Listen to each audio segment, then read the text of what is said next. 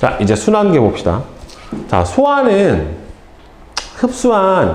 섭취한 음식물을 잘게 분해해서 우리가 흡수할 수 있을 때까지 잘게 분해하고 그 다음에는 흡수하는 총 과정이 소화였단 말이에요. 그러면 소화를 통해서 영양소를 흡수하는 이유는 결국에 뭐냐면은 우리 온몸에 조직세포에 필요한 영양분을 보내주기 위해서 결국에 뭘 하게 되는 거예요? 소화 과정을 거치게 되는 거고, 이렇게 소화가 돼서 흡수된 양분은 다시 지금 방금 말한 대로 온몸의 조직세포를 어떻게 해줘야 되는데? 보내줘야 되는데, 그 역할을 해주는 게 바로 누구예요?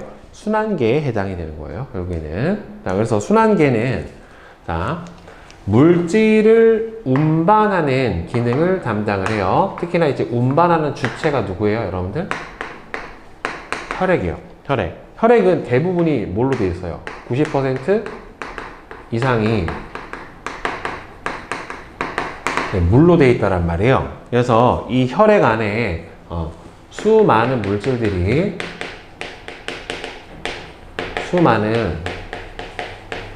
물질들이 용해가 돼서 녹아서 저희는 혈액을 따라 우리의 온 몸으로 운반하고 전달시켜주는 작용을 하게 돼요.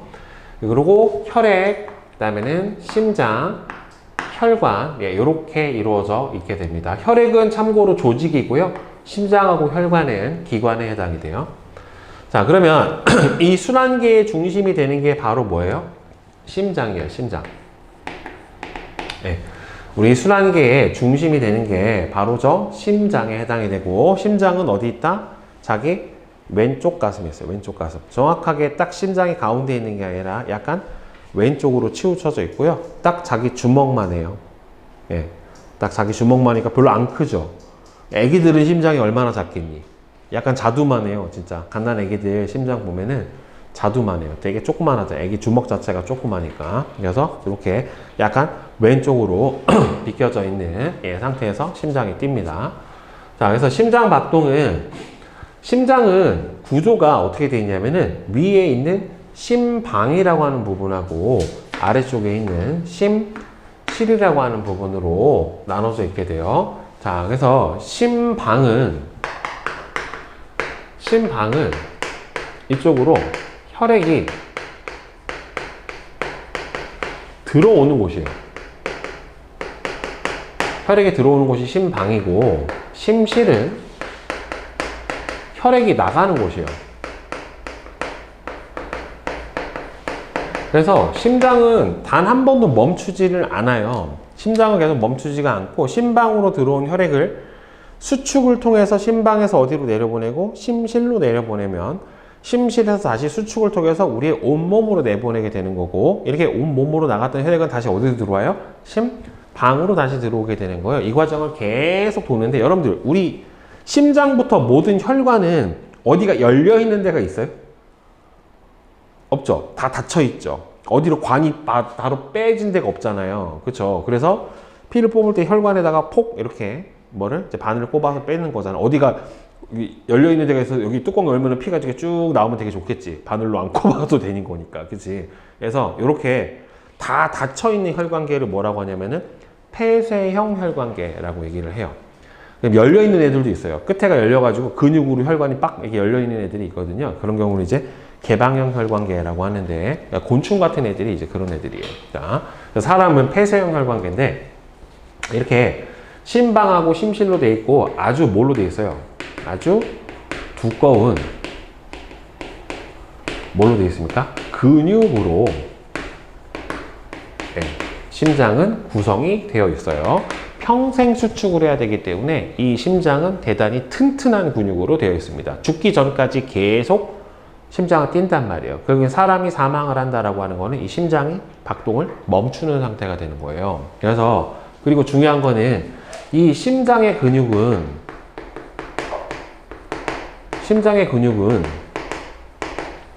의지대로 움직일 수가 없죠. 그렇죠? 심장 근육을 우리가 의도적으로 빨리 뛰어야지, 좀 빨리 뛰어봐, 안 되잖아요. 좀 천천히 뛰어봐, 안 되잖아요. 그렇죠? 막 여자친구 손잡았는데 심장이 막 나대면 좀 나대지 말아봐가 안 되잖아요. 그렇죠? 의지대로 할 수가 없는 부분이기 때문에 따라서 심장의 근육은 의지대로 움직일 수가 없다. 그러니까 의지대로 움직일 수가 없다라는 소리는 누구의 명령을 받지 않는 거냐면은 대뇌가 명령을 내려도 얘가 듣질 않아요. 그러니까 알아서 뛰는 거예요. 다른 뇌의 명령을 받아서 의지대로 움직일 수가 없게 되는 겁니다. 그래서 심장은 계속해서 박동을 하게 되는데 심방과 심실의 규칙적인 운동으로 여러분들 그래서 이걸 우리가 뭐라 불러요? 계속 심장이 뛰는 거를 우리가 느낄 수 있죠. 어디다가? 여기 손목에 대보면은 손으로 꾹 눌러봐요. 손목 여기쯤을 꾹 눌러보면은 느껴질걸? 콩닥콩닥콩닥 뛰는 게. 그렇지 않아요? 느껴지지 않아요? 그죠? 안 느껴지면 살이 너무 많이 찐 거예요. 여기를 꾹 눌러보면은 느껴져요. 이거 뭐라 불러? 맥박이라고 합니다. 이거를 계속 콩콩 뛰는 게. 보통 1분에 60번 정도 뛰는 게 보통은 정상이에요. 60에서 80번 사이로 왔다 갔다 뜁니다. 자, 심장박동으로 인해 이렇게 규칙적으로 계속 뛰게 되고요. 심장박동으로 혈액이 우리 몸을 계속해서 순환을 합니다. 그리고 여러분들 심장박동은 이렇게도 설명을 해요. 그래서 심장은 박동에 자율성을 가져요. 그러니까 예를 들어서 개구리 같은 동물들 심장을 잘라서 떼내서 생긴 식염수에다 넣어놓잖아요. 그럼 자른 순간 멈추는 게 아니라 한동안 계속 뛰어요. 왜냐면은 얘가 혼자 뛰게 계속 명령을 내리는 부분이 심장에 있어요. 그러니까 심장은 알아서 혼자 계속 뛰는데 조절은 연수라고 하는 숨골에서 빨리 뛰어라 천천히 뛰어라 라고 하는 조절은 하지만 얘가 계속 혼자서 뛰는 거는 혼자서 뛰는 겁니다. 박동원이라고 하는 부분이 있어서 그 부분에 명령을 내리면 혼자서 심장이 계속 뛰기 때문에 박동의 자율성을 가진다. 하지만 빨리 뛰고 늦게 뛰고는 본인이 심장 자체가 조절은 못해요. 자, 그래서 맥박은 심장 박동으로 인해서 선생님이 지금 얘기했죠. 동맥에 미치는 압력이에요. 그래서 귀 밑이나 손목, 여기서나 손목에서 이렇게 몇 번 뛰는지를 우리가 느껴질 수가 있게 됩니다. 자, 그래서 심장은 이렇게 심방하고 심실로 나눠지게 되고 이게 심방하고 심실이 많이 나눠져 있을수록 훨씬 더 어떻게 돼요?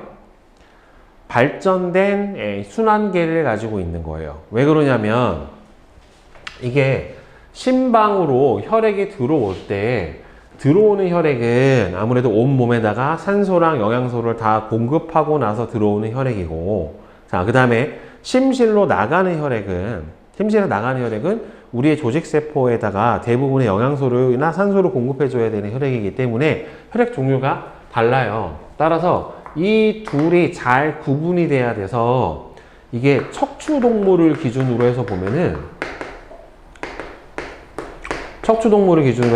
여러분들 가장 원시적인 척추동물이 뭐야? 가장 원시적인 척추동물. 등뼈를 가지는 가장 원시적인 거. 공룡? 공룡은 파충류예요. 물고기, 어류. 그러면은 어류가 진화하면 뭐가 돼? 여러분들? 이제 어류는 어디만 살아? 물. 그럼 어디로 올라가야 돼? 육지. 그러면은 물하고 육지 왔다 갔다 하는 애들 뭐라 불러요? 악어도 파충류예요. 개구리나 두꺼비 이런 애들, 도롱뇽 같은 애들 뭐라 불러? 몰라? 양서류라고 해요. 양서류. 얘네들은 물하고 육지를 왔다 갔다 할 수 있는 애들. 양서류. 양서류가 진화하면 뭐가 되는 거예요? 이제 악어나 거북이 같은 파충류가 되는 거고, 파충류가 다시 진화가 되면 이제 뭐가 되는 거예요? 조류나 포유류가 되는 거예요, 순서가. 근데 심장 구조가 어류 같은 경우에는 1심방 1심실이에요. 심방 하나, 심실 하나로밖에 안 돼 있어요, 이 어류는. 그러니까 이게 혈액순환이 잘 어떻게 돼요? 효율성은 떨어져요. 하나로 그냥 다 하는 거야. 양서류 같은 경우에는 2심방 1심실이에요. 심방은 2개인데 심실이 하나예요. 파충류는 2심방 불완전 2심실이에요. 이게 무슨 소리냐면은 심실이 완전히 2개가 정확하게 격벽으로 나눠져 있진 않아요. 약간 왔다 갔다 할 수가 있어요. 자, 그 다음에 포유류나 조류가 2심방 2심실에 해당이 되기 때문에 이렇게 심방하고 심실이 정확하게 많이 나눠져 있을수록 혈액순환에 뭐가 더 효율성이 좋아져요. 혈액순환하고 혈액의 분리가 잘 일어나기 때문에. 자, 그래서 우리 사람 같은 포유류는 2심방 2심실 구조를 가지고 있습니다. 자, 그러면 이게 아래가 심실이고 위에가 심방이에요. 자, 그리고 이렇게 쪼개졌었을 때 좌우가 여러분들 본 게 어떻게 돼요? 지금? 반대지. 오른쪽이 좌로 돼 있고 왼쪽이 우로 돼 있잖아요. 그 이유는 선생님이 뭐라고 했어요? 이렇게 마주보는 사람 기준이에요. 알겠어? 그러니까 이게 마주보고 있는 사람은 이쪽 왼쪽이잖아. 이쪽이 오른쪽이고 거울 본다라고 생각을 해주면 되는 거예요. 이렇게 등으로 보는 게 아니라 마주 보는 사람이기 때문에 오른쪽이 좌, 왼쪽이 우에 해당이 돼요. 그럼 심방하고 심실로 보면 어디가 크니? 심실이 좀 더 커요. 그죠? 심실이 크고, 그 다음에 이 근육, 이 바깥에 있는 근육도 심실벽이 심방벽보다는 더 두꺼운데, 그 중에서도 우심실, 좌심실 중에서는 누가 더 두꺼워요? 좌심실 벽이 우심실 벽보다는 훨씬 더 두꺼워요. 더 두껍습니다. 더 두꺼운 이유는 더 강하게, 더 많은 혈액을 수축을 해서 밖으로 내보내야 되기 때문에 좌심실의 이 벽이 훨씬 더 두껍고 탄력성이 좋은 근육으로 되어 있어요. 자, 일단 심방을 보면 좌심방, 우심방으로 되어 있는데 혈액이 들어옵니다. 심방으로는 혈액이 들어오고 뭐랑 연결되어 있냐면은 정맥하고 연결이 되어 있어요. 자, 정맥 뜻 자체가 심장으로 들어가는 혈관이에요. 심장으로 들어가는 혈관이에요. 자, 그러면은 좌심방은 어떤 혈관이랑 연결되어 있냐면 폐를 지나온 산소가 풍부한 혈액이 폐 정맥을 통해서 들어옵니다. 참고로 혈액 종류는 크게 산소의 함량에 따라서 2종류로 나눠져요. 자, 동맥혈하고 정맥혈로 나눠주는데, 동맥혈 그리고 정맥혈 이렇게 2종류로 나눠주는데, 이 혈액의 이름하고 혈관을 따라 흐르는 혈관의 종류랑 혈액의 종류는 상관이 없어요. 동맥혈이 동맥에서만 흐르는 것도 아니고 정맥혈이 정맥에서만 흐르는 게 아니에요. 이거는 흐르는 혈관의 이름으로 따라서 정한 게 아니라 동맥혈과 정맥혈은 뭐에 따라서 구분한 거냐면 산소의 함량이 얼마나 들어있느냐에 따라서 동맥혈하고 정맥혈을 구분을 해준 거예요. 그래서 동맥혈은 산소가 풍부해요. 산소가 풍부한 선홍색의 혈액이에요. 그래서 얘는 피 색깔이 되게 새빨개요. 밝아. 여러분들 우리는 동맥혈을 잘 볼 수가 없어요. 왜냐면은 동맥은 우리 근육 저 안쪽에 들어가 있고 그 다음에 바깥으로 나와 있는 이렇게 보이는 혈관들은 다 무슨 뭐예요? 정맥이에요. 정맥은 피부 쪽에 얇게 붙어 있고 동맥은 저 깊이 들어있기 때문에 우리가 동맥혈을 볼 일은 잘 없어요. 그래서 가끔 병원에서 동맥혈 채취하면 진짜 개 아파요.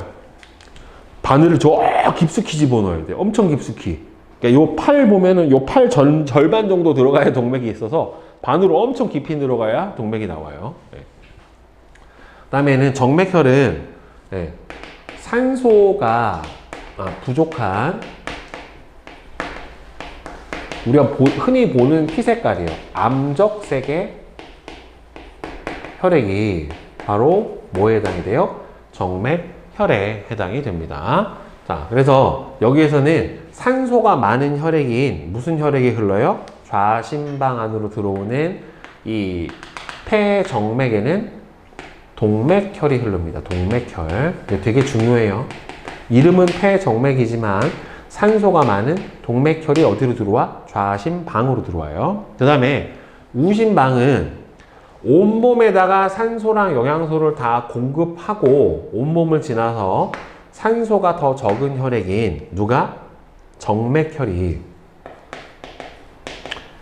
이 정맥혈이 대정맥이라는 혈관을 통해서 우심방하고 연결되어 있습니다. 그래서 폐정맥은 좌심방에 연결되어 있고 대정맥은 어디에 연결되어 있다? 우심방에 연결이 되어 있어요. 자, 다음에 심실은 혈액을 밖으로 내보내는 것으로 누구랑 연결되어 있습니까?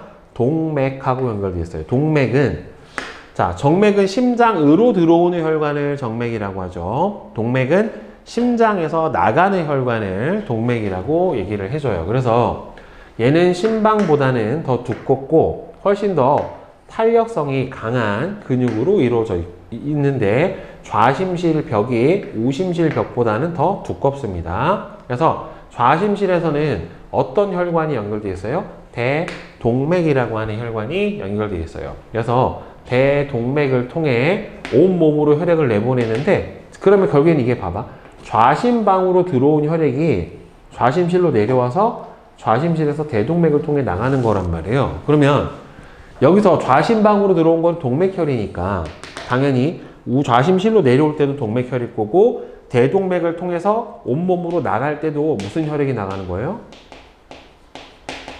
동맥혈이 나가는 거예요. 결국에는. 알겠어? 자, 그리고 우심실은 폐동맥을 통해서 폐동맥을 통해서 혈액을 내보내는 곳이 우심실에 해당이 되는데 우심실로 들어온 거는 대정맥을 통해서 우심방으로 들어온 혈액이고 정맥혈이 우심실로 들어왔다가 우심실에서 그냥 폐동맥으로 나가는 거기 때문에 여기에 들어온 정맥혈이 그대로 내려와서 이름은 폐동맥을 통해서 나가지만 나가는 혈액은 실제로는 무슨 혈액이 나간다? 정맥 혈이 나가게 되는 거예요. 그래서 여기가 맨날 시험 문제에 제일 많이 물어보는 게, 즉, 이 좌심방으로 들어올 때는 폐정맥으로 들어오지만 동맥혈이 흐르고, 그 다음에 우심실에서 나갈 때는 폐동맥을 통해서 나가지만 실제로 나가는 혈액은 뭐가 나간다? 정맥혈이 나가게 된다라고 하는 거를 이제 꼭 기억을 해줘야 돼요. 자, 그 다음에 이제 심장에서 제일 특이한 구조 중에 하나가 뭐냐면은 판막이라고 하는 구조가 제일 특이한데 판막은 여러분들 어디에 있냐면 여기서 보면은 심방하고 심실 사이에 여기에 판막이 있고요. 그 다음에는 동맥하고 심실 사이에도 판막이 있어요. 그러니까 총 심장 안에는 판막이 몇 개가 있냐면은 4개의 판막을 가지게 돼요. 일단은 좌심방하고 좌심실 사이에 하나, 우심방하고 우심실 사이에 하나, 그 다음에는 좌심실하고 대동맥 사이에 하나, 우심실하고 폐동맥 사이에 하나, 네, 이렇게 총 4개의 판막이 존재를 하게 되는데, 자, 일단은 좌심방하고 좌심실 사이에는 두 조각으로 되어 있는 이천판이라고 하는 판막이 존재를 하고요. 우심실하고 우심방 사이에서는 세 조각으로 되어 있는 삼천판이라고 하는 판막이 존재를 하고, 그 다음에는 심실과 동맥 사이에서는 뭐가 존재하냐면은 반월판이라고 하는 반달 모양으로 생긴 판막이 존재를 해서 총 4개의 판막이 존재를 하게 되는데, 판막의 가장 중요한 역할은 뭐냐면 이거예요. 혈액이 거꾸로 흐르는 것을 막아주는, 혈액의 역류를 막는 역할을 해주는 게 바로 뭐다? 이 판막이에요. 그러니까 이게 봐봐. 심방이 빵 수축할 때는 판막이 열려서 심실로 내려가. 근데 거꾸로 심실이 수축할 때 위가 열려 있으면 심실을 통해서 동맥으로 혈액이 나가야 되는데 빵 짰는데 위가 열려 있으면 혈액이 심방으로 올라가 버리잖아요. 그렇죠? 그래서 이렇게 심실에서 심방으로 수축할 때 역류라는 거를 막는 역할 하나. 그 다음에는 심실에서 심실이 수축하면서 동맥으로 혈액을 내보내야 되는데 빵 짰어. 그럼 나갔지? 여기 빵 짠 다음에 펴지면 어떻게 돼요? 압력이 쭉 짰다가 열어지면 다시 혈액이 거꾸로 쑥 들어올 수 있잖아요. 있죠. 그렇죠. 그럴 때 막아주기 위해서, 즉 동맥으로 나간 혈액이 심실로 다시 들어오는 거를 막아주기 위해서 뭐가 존재하는 거예요? 판막이 존재를 하게 되는 거예요. 그러니까 실제로 판막은 심실과 동맥 사이, 심방과 심실 사이에서 혈액이 거꾸로 흐르는 것을 막아요. 즉 동맥혈하고 정맥혈이 서로 섞이지 않게 해주는 거예요. 알겠어요? 이 역할이 제일 중요해요. 실제로는 섞여버리면 혈액을 순환을 할 때 산소를 충분히 잘 공급을 못 한단 말이에요. 동맥혈이 산소가 많은데 정맥혈이 섞여버리게 되면은 그러면은 우리 몸속의 조직세포에 제대로 물질을 잘 전달해 줄 수가 없기 때문에 이렇게 혈액이 거꾸로 흐르는 것을 막는 이유는 동맥혈하고 정맥혈이 서로 흐르는 것을 막아준다. 이거를 방지한다. 라고 섞이는 거를 방지해 주는 거예요. 그래서 심장에서 볼 때 이렇게 쭉 반 쪼갰을 때 좌심방, 좌심실 쪽은 전부 다 여러분들 거기 그림에서는 붉은색으로 나타났죠. 그렇죠? 그러니까 좌심방, 좌심실 쪽에 있는 대동맥, 그다음에는 뭐예요? 대동맥, 폐정맥, 좌심방, 좌심실은 전부 다 무슨 혈액이 흘러요?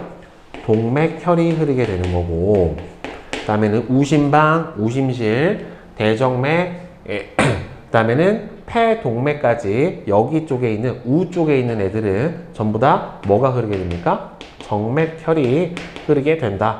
그러니까 우하고 좌를 기준으로 해가지고 동맥혈하고 정맥혈이 나눠져서 흐르니까 딱 가운데 해가지고 동맥혈은 전부 다 좌쪽, 정맥혈은 전부 다 우쪽, 이렇게 생각을 하면은 혼돈 없이 좀 잘 이해를 해줄 수가 있게 될 겁니다. 알겠죠?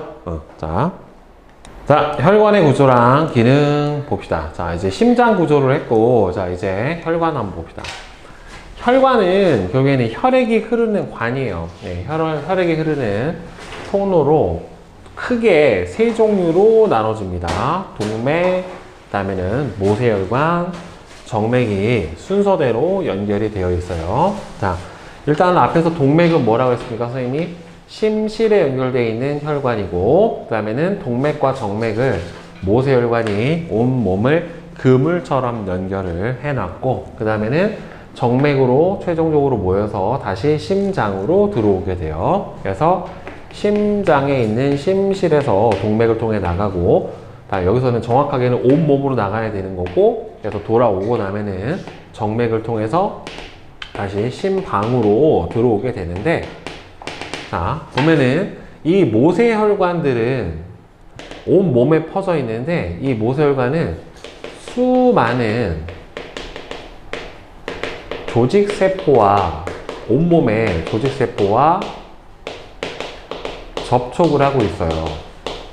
수많은 온몸의 조직세포하고 접촉을 하고 있고, 이 모세혈관에서 바로 조직세포 쪽으로 산소하고 영양소를 공급을 해주고 이산화탄소하고 노폐물을 다시 받아오는 이런 역할을 해주게 됩니다. 자, 그럼 일단 동맥부터 보자. 동맥은 심장에서 나오는 혈액이 흐르는 혈관이에요. 대표적으로 뭐하고 뭐가 있습니까? 대동맥하고 폐동맥하고 이렇게 두 개가 있게 되고요. 이 동맥은 심장에서, 여러분들 참고로 심장에서, 정확하게는 심장의 심실이에요. 심실에서 가까울수록 혈압이 높아요.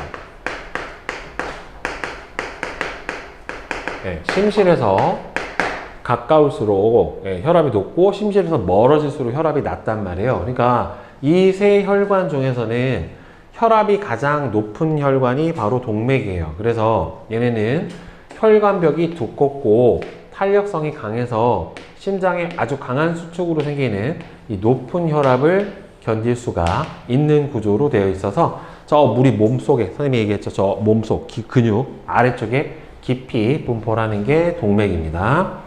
자, 그 다음에 이 동맥이 연결되어 있는 모세혈관은, 자, 보면은 동맥하고 정맥을 연결하고요, 온 몸 전체에 그물처럼 퍼져 있어요. 그 다음에 얘는 첫 번째, 혈관벽이 매우 얇아요.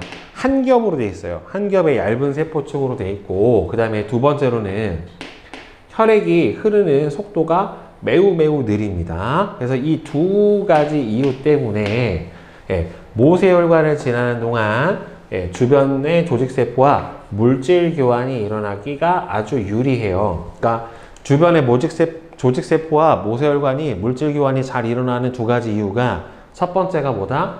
혈관벽이 한 겹 세포축으로 매우 얇고, 그다음 두 번째로는 혈액이 흐르는 속도가 매우 느리기 때문에 모세혈관을 지나는 동안에 세포와의 물질 교환이 일어나기에 유리하다라고 하는 거예요. 자, 그래서 일단은 자, 그 다음에 정맥 봅시다. 다 하고 설명해 줄게. 정맥은 심장으로 들어가는 혈액이 흐르는 혈관이에요. 그래서 정맥은 최종적으로 누구랑 연결되어 있어요? 심방이랑 연결되어 있는데, 혈관벽이 동맥보다는 얇고요. 그 다음에는 탄력성이 약해요. 자, 그리고 혈압이 낮은데, 이 세 혈관 중에서 정맥에 갖고 있는 혈압이 제일 낮아요. 정맥이 갖고 있는 혈압이 제일 낮아서 여기 보면 특이하게 뭘 가집니까? 판막을 가지게 됩니다. 그러니까 정맥은 혈압이 매우 낮아요. 혈압이 매우 낮아서 스스로 심장에서 펌프질해서 나온 혈압으로, 이 압력으로 혈액이 올라올 수가 없어요. 그래서 올라가다가 어떻게 되냐면 얘가 밑으로 내려가. 힘이 없어서. 저 발 밑에까지 내려갔다가 다시 올라와야 되는데 올라올 때 힘이 없어. 그러니까 내려가려고 하니까 거꾸로 흐르는 거를 막아주기 위해서 누가 있는 거예요? 판막이 존재를 하는 겁니다. 여기서 판막은 낮은 혈압으로 인해서 거꾸로 혈액이 흐르는 걸 어떻게 해준다? 막아줘요. 여러분들 판막은 정맥에서 볼 수가 있는데, 보여줄게. 이걸 좀 잡으면 보일걸? 이렇게.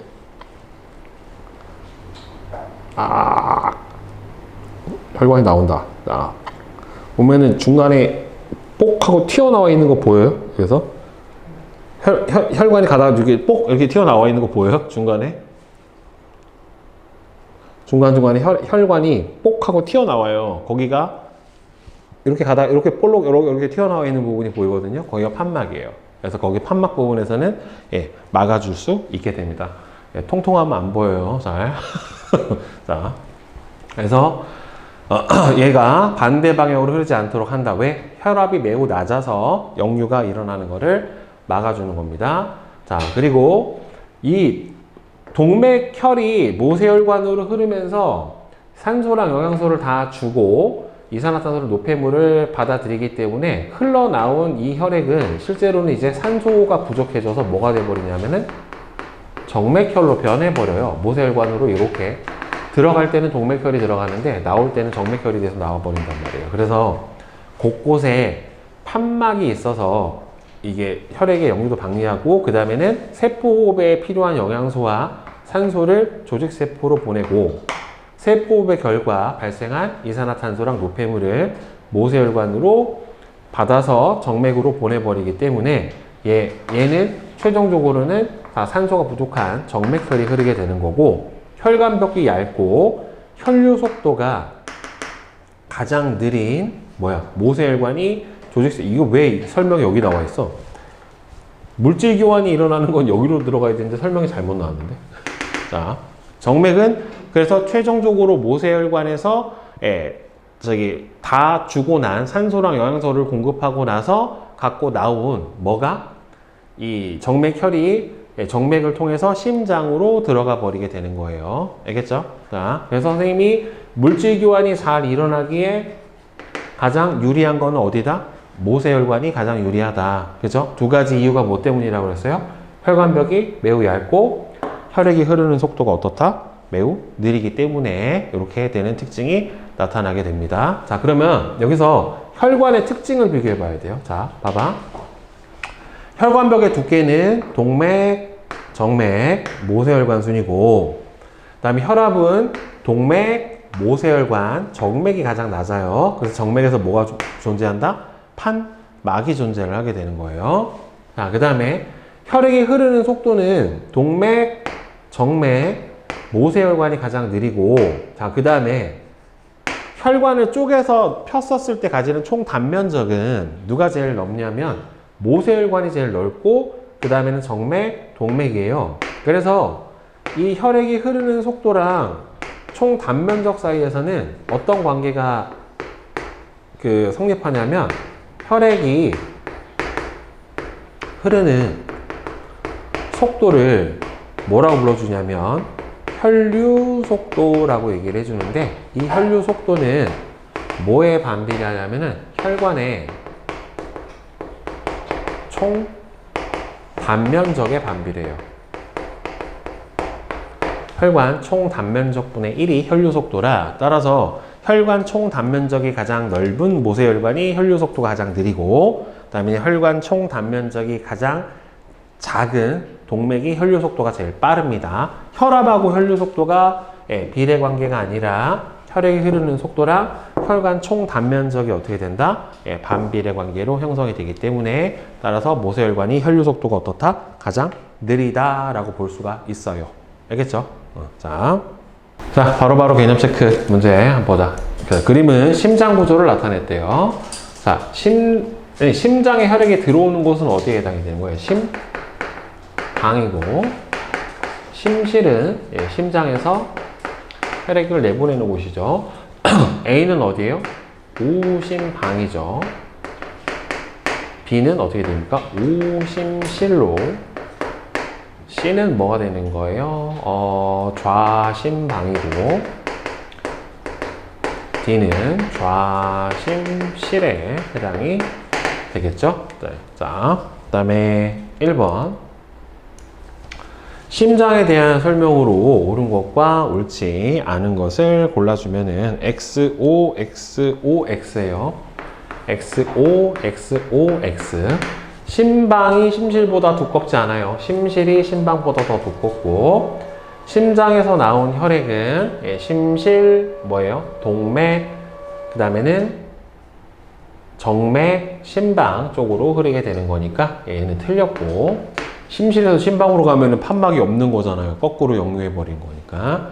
그 다음에 판막은 우심실하고 좌심실 사이에 있으면 이렇게 뚫리는 거잖아, 혈액이. 그지? 안 되지. 그지? 심방과 심실 사이, 그 다음에는 심실과 동맥 사이에 존재하는 거니까 틀렸죠? 자.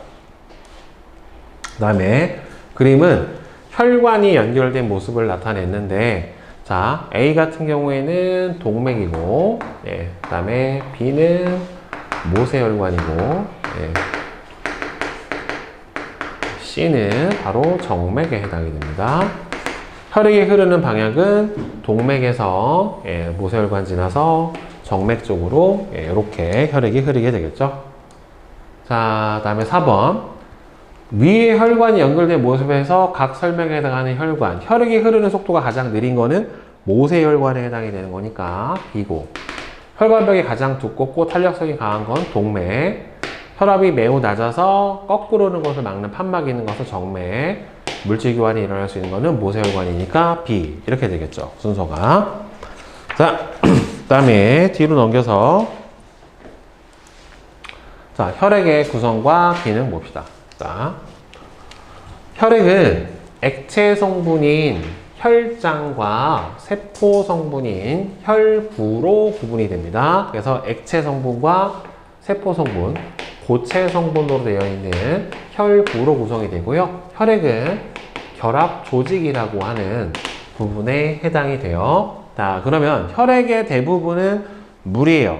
이게 바로 뭐냐면 혈장인데 대부분이 물이에요. 90% 이상이 물로 되어 있고, 영양소를 온몸의 세포로 운반합니다. 어디에다가? 혈장에다가 녹여서. 그 다음에 세포에서 생긴 이산화탄소도 혈장에 녹이고요. 그 다음에는 노폐물도 혈장에 녹여서 대부분의 물질을 녹여서 운반을 시켜주는 게 뭐다? 혈장에 해당이 돼요. 자, 그 다음에 혈구는 적혈구, 백혈구, 혈소판 이렇게 세 가지 형태로 되어 있게 되는데, 자, 보면은 적혈구는 온몸의 세포에서 산소를 전달해주는 역할을 해요. 그러니까 적혈구 안에 들어있는 뭐가 들어있냐면 Hb라고 하는 헤모글로빈이 들어있고요. 헤모글로빈이 들어있고, 이 헤모글로빈에 뭐가 붙는 거예요? 산소가 붙는 거예요. 그래서 적혈구 중심에는 헤모글로빈이라고 하는 햄이라고 하는 단백질이 있는데, 이 단백질로 되어 있는 게 헤모글로빈이고, 얘가 네 분자의 산소까지 결합시켜서 운반이 가능합니다. 헤모글로빈이라고 하는 붉은색 단백질이 있어서 붉은색을 띠고, 자, 적혈구는 핵이 없어요. 핵이 없고 가운데가 오목한, 이거 어디 갔어? 가운데가 이렇게 오목한 원반 형태로 생긴 게 바로 적혈구고, 적혈구가 혈구 중에 가장 많아요. 혈구 중에 가장 많은 양을 차지하고 있는 게 바로 적혈구에 해당이 됩니다. 자, 그 다음에 백혈구. 백혈구는요, 몸 밖에서 들어온 세균을 잡아먹어요. 그러니까 면역의 관계를 하고, 그 다음에는 무슨 작용을 하냐면, 세균을 잡아먹는 식균 작용이라고 하는 역할을 해주게 되는 게 바로 백혈구예요.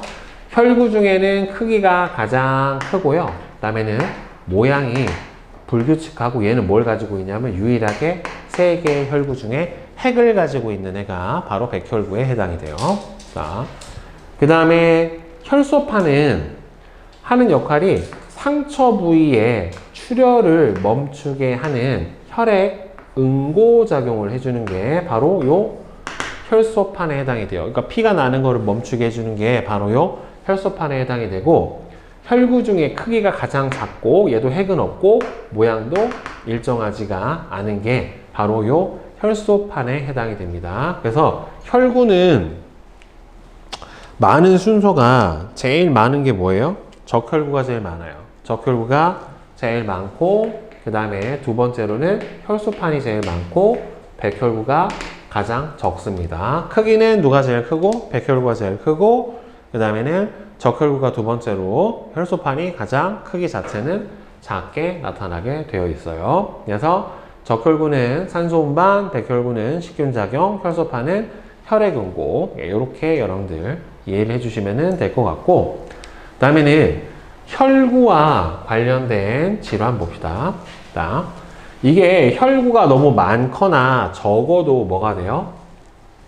우리 몸에서 질환이 생길 수가 있는데, 일단은 적혈구가 너무 비이상적으로 줄어들게 되면은 산소 전달을 잘 할 수가 없기 때문에 빈혈이 발생해요. 특히나 어디로 가는 산소가 부족하면 빈혈이 발생하냐면, 뇌로 가는 산소가 부족하면은 빈혈이 발생해요. 그래서 어지러워하고 이렇게 하는 게 빈혈 때문이고, 보통 여러분들 적혈구에 아까 뭐가 있다고 해서 중심에 헤모글로빈이라고 하는 게 있다고 그랬는데, 이 적혈구의 헤모글로빈을 구성을 하는 되게 중요한 무기 염료 중에 하나가 누구냐면 철이에요. 철. 그래서 철분이 부족하게 되면은 적혈구 생성을 제대로 못하니까 빈혈이 걸릴 수가 있어서, 보통 빈혈 걸리면 뭘 먹어요? 철분제를 먹어요. 철분제. 자, 보통 그래서 임산부들이 임신을 하고 나면은 아이한테 영양분을 많이 주고, 그다음에는 이런 작용들 때문에 빈혈이 오는 경우가 많거든요. 그래서 보통 철분제를 많이 섭취를 합니다. 남자보다는 여자가 빈혈이 많아요. 남자는 빈혈이 걸리는 경우가 잘 없는데, 여자 같은 경우에는 빈혈이 좀 오는 경우가 좀 많이 있죠. 그죠? 기립성 저혈압이라고도 하는 것도 좀 여자들이 좀 많고, 상대적으로 빈혈이 여자들이 더 많을 수밖에 없어요. 왜냐하면 남자들은 정기적인 출혈이 없는데, 여자들은 아무래도 월경을 하다 보니까 정기적인 출혈이 생기고, 그로 인해서 혈액을 아무래도 계속해서 출혈이 있으니까 빈혈이 걸린 경우가 좀 더 많아요. 그 다음에 백혈구가 너무 많은 수가 증가하면은 여러분들 백혈병이 걸리게 되는 거죠. 그러니까 백혈구가 너무 적으면 면역력이 떨어지는데, 얘가 너무 많으면 무슨 작용이 일어나냐면, 백혈구는 균을 잡아먹어야 되거든요. 밖에서 들어온. 근데 얘네들이 비이상적으로 너무 많아지면은 얘네들이 배가 고프니까 정상세포를 막 잡아먹어요. 잡아먹으면 안 되는 정상세포를 잡아먹어버리니까, 그렇게 되면은 그걸 뭐라 불러죠, 여러분들? 백혈병이라고 하는 거예요. 원래 정상적인 수치보다 백혈구가 비이상적으로 많이 증식하면, 그리고 원래 정상 수치보다 좀 더 백혈구가 높게 나타나면은 세균 감염으로 인해서 염증이 몸에 있구나라고 하는 거를 판단해 줄 수가 있어요. 그 다음에는 혈소판이 부족하면은 혈액이 잘 응고가 안 되는데, 선천적으로 혈액이 응고 인자가 부족해서 혈소판이 부족한 사람들이 있는데, 그런 병을 유전병이에요. 뭐라고 하냐면은 혈우병이라고 합니다. 혈우병. 네. 자, 그러면 혈액의 순환 봅시다. 그 전에 여러분들 고산지대 있잖아요. 되게 높은 지대가 높은 데 사는 사람들은, 고산지대는 뭐가 부족해요? 산소가 부족해요. 그러니까 산소가 부족하니까 이 부족한 산소를 최대한 잘 효율적으로 잘 우리 몸에 전달해 주기 위해서, 고산지대 사는 사람들은 저지대 사는 사람들보다 적혈구가 좀 더 많아요. 그래야 적은 산소를 좀 더 잘 붙여서 여기저기 온 몸에 전달해 줄 수가 있기 때문에, 대신에 여러분들 몸에 적혈구가 많으면 어떻게 될까? 적혈구 때문에 혈액이 뭐라고 그랬어? 빨갛게 보인다라고 했잖아요. 적혈구가 많으면 얼굴이 좀 붉어요. 홍조가 됩니다. 왜? 색소가 많다 보니까 피 색깔이 좀 더 빨개, 그래서 얼굴이 좀 더 빨갛게 보이는 그런 현상이 일어나기도 해요. 자, 그러면 이 혈액이 순환하는 순서랑 과정을 보게 되면은, 일단은 심장에서 나오는 혈액은 혈관을 따라 온몸을 순환을 하고 다시 심장으로 돌아오는 것을 혈액순환이라고 하는데, 이게 온몸을 돌아오는 온몸순환이라고도 하고 체순환이라고도 하고 대순환이라고도 해요. 그 다음에는 허파순환이라고도 하고 소순환이라고도 하고 또는 폐순환이라고도 하는데, 자, 이게 심장에서 좌심실로 동맥혈이 나가요. 그래서 대동맥을 통해서 온몸의 모세혈관으로 나가면, 온몸의 모세혈관에서 누구랑 조직세포하고 물질 교환을 하면서 조직세포한테 산소랑 영양소를 공급해주고 이산화탄소랑 노폐물을 받아가지고 어디로? 대정맥을 통해서 온몸을 돌아온 다음에 우심방으로 들어가면, 우심방에서 들어온 정맥혈은 이렇게 나갈 때는, 그래서 좌심실로 나갈 때는 산소가 풍부한 동맥혈인데, 우심방으로 들어올 때는 산소를 다 줘버렸기 때문에 정맥혈이 돼요. 그럼 이 정맥혈 상태에서 그대로 우심실로 통해서 대동맥으로 나갈 때는 정맥혈이 나가서 폐동맥을 통해 폐로 가요. 그러면 폐의 모세혈관과 이제 다음 번에서 배울 건데, 폐포 사이에서 기체 교환이 일어나서 폐포로부터 모세혈관은 산소를 받고 폐포한테 이산화탄소를 줌으로써 기체를 교환을 해요. 그래서 산소를 받고 이산화탄소를 내보내면서 폐정맥이 됐었을 때는 뭐가 되는 거예요? 동맥혈 상태로 산소를 공급받아서 바뀌어가지고 좌심방으로 들어와서 이렇게 다시 좌심실을 통해서 온몸으로 나가게 되는 거예요. 그래서 나갈 때는, 그러니까 온몸으로 나가는, 대동맥으로 나갈 때는 동맥혈로 나가서 정맥혈이 돼서 우리 몸으로 들어오고, 정맥혈이 다시 폐로 나가서 동맥혈이 돼서 다시 우리 심장으로 들어오게 되는 겁니다. 그래서 이 과정을 무수히 끊임없이 계속해서 반복을 하면서 우리 조직세포에 산소랑 영양소를 공급을 해주고 노폐물과 이산화탄소를 받아오는 과정이 계속 일어나게 돼요. 그래서 온몸 순환은 순서가 스타트 어디에서 시작해요? 좌심실에서 시작을 합니다. 혈액이 어디를 지나요? 대동맥을 거쳐서 세 번째 온몸의 모세혈관으로 이동을 한 다음에 조직세포에다가 산소, 영양소 공급하고 노폐물, 이산화탄소 받아온 다음에 대정맥을 지나서 어디로 들어와요? 우심방으로 들어와요. 그래서 나갈 때 무슨 혈이었다가 동맥혈이었다가 정맥혈로 바뀌고, 이렇게 우심방으로 들어온 정맥혈은 허파순환에서 우심실에서 나온 혈액이 폐동맥을 거쳐서 폐로 이동을 하고, 그 다음에는 세 번째는 어디가 되는 거예요? 폐에서 폐의 모세혈관하고 폐포 사이에서 기체 교환이 일어나게 되고, 그 다음에 폐정맥을 거쳐서 어디로 들어와요? 좌심방으로 들어와요. 그래서 나갈 때는 정맥혈 상태로 나가지만 폐에서 산소를 공급받아서 동맥혈로 바뀌어서 폐 속으로 들어오게 됩니다. 크게 두 가지의 순환이 있는 거 여러분들 꼭 기억을 해주시고 그 순서도 잘 알아두셔야 됩니다. 알겠죠? 자, 바로바로 개념 체크 봅시다. 자, 혈액은 액체 성분이 혈장과 세포 성분인 혈구로 이루어져 있죠. 자, A 같은 경우가 가장 큰 백혈구에 해당이 되고요. 그 다음에 B는 적혈구, 그 다음에 C는 혈소판,